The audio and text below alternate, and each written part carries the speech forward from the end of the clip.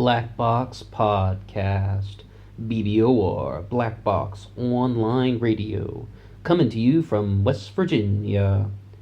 Today we're going to revisit the Zodiac Killer case, but at the time of this recording it's September 27th, and it is now the 50th anniversary of the Lake Berryessa incident in Zodiac lore, and I thought we would do just a reading of the transcript that was created as after the Lake Berryessa incident, and this comes to us from one of the victims that survived the incident.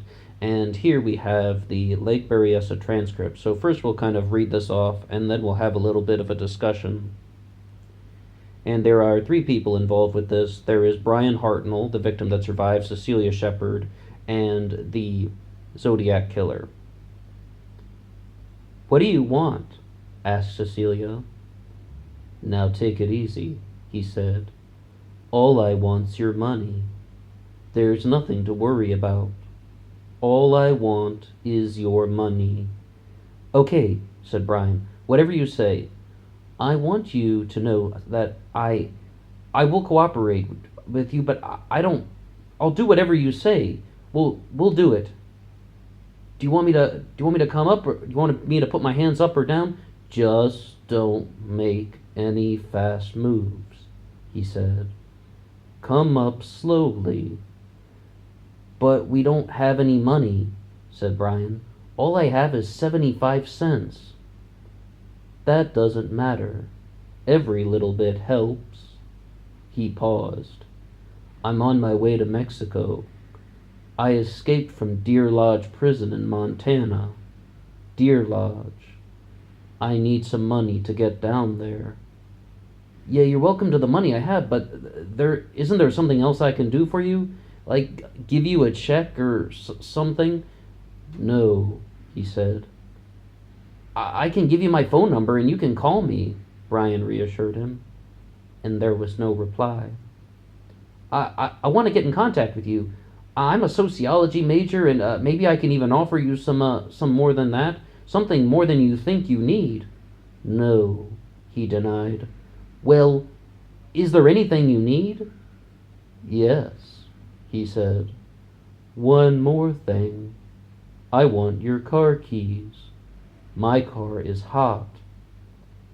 Brian began reaching around in his pockets, then putting first in the front and then in the back pocket.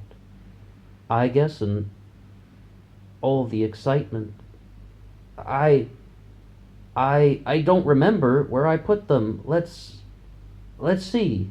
Are they in my shirt? Oh, are they in the ignition or on the blanket? Say, could you answer a question for me? I've always wondered, on TV and in movies, and even in the Reader's Digest, that thieves don't really keep their guns loaded. Is yours?" He almost laughed. "Yes, it is." Then in a calm, matter-of-fact tone, "I killed a couple of men before." "What?" asked Brian. I didn't hear you." "I killed a couple of guards getting out of prison, and I'm not afraid to kill again."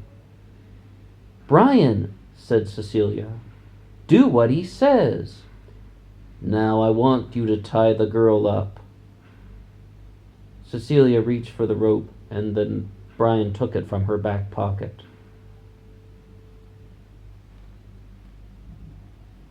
"This is really strange," said Brian. "I wonder why someone hasn't thought of this before. I'll bet there's good money in it." No reply. "What was the name of that prison?" Brian asked again, but no reply. No, really. What did you say the name of it was? I'm just curious." He begrudgingly answered, "Deer Lodge in Montana." There must have been some dialogue at this point, but Brian Hartnell wasn't able to remember anything up until they were both tied up. "Now, I want you to lay face down so I can tie up your feet." "Oh, come on. We could be out here for a long time. It could get cold at night." Come on, get down, he said. Listen, I didn't complain when you tied up our hands, but this is ridiculous. I. I told you. We aren't going anywhere. Anyway, I don't think that it's necessary or. Oh, come on. Come on. We don't want to. He walked over and directly pointed the gun at Brian at a point blank range. I told you to get down.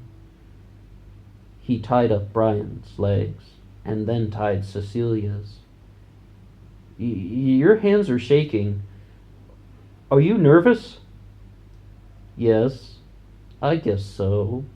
He laughed in a very relaxed manner. Well, I suppose that I'd be nervous too. Then after they were tied, and then hog-tied, Brian said, now that everything's like all said and done, could you show me that your gun is loaded? And is it really loaded? Yes, it was. I'll show you. He opened a cartridge and showed Brian. That was the last thing Brian Hartnell was able to recall. September 27th, 1969. And then, of course, yes, the Zodiac Killer continued onward with the stabbings of Brian Hartnell and Cecilia Ann Shepard. Cecilia did not survive, so sadly she is not here to even talk about her side of the story and what happened. These transcripts are purely recalled from Brian Hartnell's memory, so it gives you sort of a insight and just a little bit of awareness into what happened. But I would say that, he's just trying his best to recollect. Now, what do we make of some of these things in here? I would say the single biggest line that stood out to me was when the Zodiac is, his hands are shaking and Brian says, are you nervous? Because is this something that could be significant of one of the things we've been talking about with a lot of the Zodiac theories out there, the group murder theory, and that is that multiple people were involved. And that's the first challenge question today. Do you think that multiple people were involved with the planning of the Zodiac murders and participating in the Zodiac murders? And it's like, the way that one sort of works is, a group of individuals got together and they planned the Zodiac murders together, and that each one of them is going to participate in one incident in Zodiac activity, because the Zodiac has a lot of varying differences from Lake Herman Road to Blue Rock Springs to Lake Berryessa today. And then, of course, continuing onward to the Paul Stine murder. But you see that whole thing about just like nervousness and such.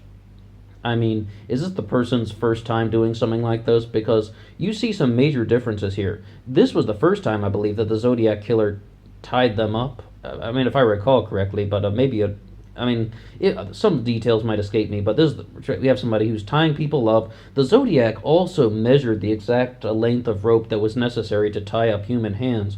Very methodical, and this is very calculating. But is this necessarily a group murder theory? Or is this just the kind of thinking of someone who has an impulsive and sporadic personality, something that is kind of changing from time to time, someone who gets kind of impulses and urges and wants to try things in a new way, someone who's just like, well, I never tied anyone up before, you just kind of got that hankering urge to go about the murders in a different way, going off of impulses, going off of feelings. Is that what we're dealing with here? Is this indeed one person, like the majority of people have thought about? The overwhelming majority of Zodiac theories out there point to one single person involved with the writing of the ciphers and the writing of the letters, as well as committing all of the murders.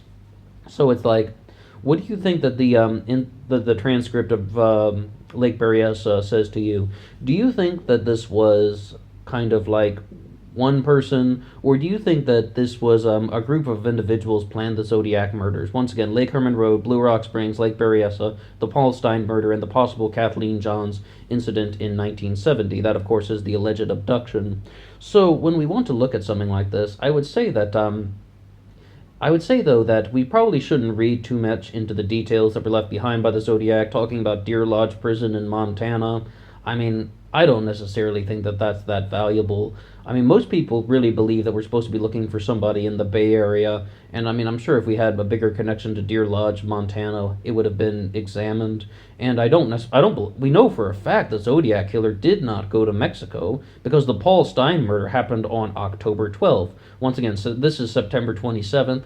October 12th was the Paul Stein murder, so he didn't flee and go to Mexico. It's not like he was staying in the San Francisco Bay Area from December of 68 until September of 69 and then just fled the country. No, because the Zodiac activity continued in a definitive and recorded manner. I mean, he mailed in a piece of Paul Stein's bloody shirt. But that's the stuff that people are talking about. They're like, why would he kind of just change the pattern so much? Like, the Zodiac didn't keep any trophies from Lake Berryessa.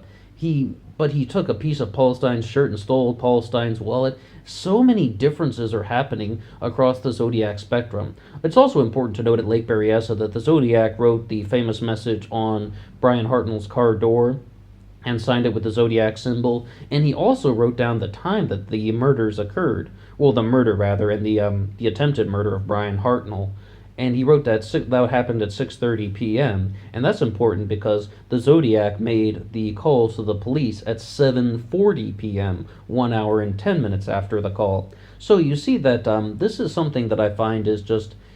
I mean, I don't necessarily have the best explanation about why we have all of these differences and all of these changes. I mean, the Zodiac didn't leave like a Zodiac symbol at every crime scene. The Zodiac didn't leave a signature at every crime scene. The Zodiac didn't call and report every murder an hour and 10 minutes after the incident took place.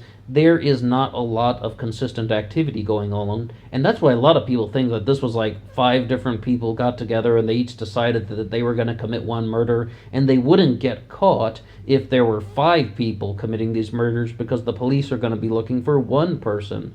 And in one of the earliest uploads we did back in 2017, we talked about when you look at the Zodiac composite sketch, you have someone who is, I mean, if you were to put the ordinary average Caucasian male aged 25 to 45 there with a short haircut and put on those rimmed glasses that the Zodiac's wearing in the composite sketch, a lot of people would look like that. A lot of people would match that description. It was a very popular look at the time. Even people like Brian Hartnell and Paul Stein show a slight resemblance to the Zodiac Killer. But, like in terms of the composite sketch, but it's really just they're Caucasian males who had short hair and they wore those glasses. It's a very popular look at that time, and it really doesn't give us much to go on. The other things that you really want to look for in the Zodiac's appearance are the widow's peak in the center, right above the forehead, and the jawline, the lips, the nose. Those things are what we should really be looking at. But the point is, though, it's like a lot of people would match that description, so it'd be a very easy thing to hide. But at Lake Berryessa, this is, of course, the addition of the Zodiac hood, and it even has the dark-rimmed sunglasses over the Zodiac hood, so the eyes weren't even visible. But you see here, though, this is an incident where the people are tied up. The people are, they are kind of, he's taunting them. He's torturing them almost. I only say torturing because stab wounds versus, very slow and painful death or something like that. It's not like he wasn't one of those types of people who's just very slowly just poking at the flesh. Some people even gone as far to say the Zodiac was not sadistic, but when you look at an incident like Lake Berryessa, I think that this is a very sadistic killing. Cecilia was stabbed 10 times, 5 in the front, 5 in the back. That's that's somewhat sadistic that someone would go about things like that. Where do we really draw the lines? But the big thing that I would just point out is, what do you make of all of the differences in the Zodiac activities, and what is your feeling after hearing the transcript? If you have anything to say at all, please drop a comment below. I would love to hear from you. And this upload is dedicated to Cecilia Ann Shepard, passed away September 27th, 1969, and also dedicated to Brian Hartnell, the survivor of Lake Berryessa.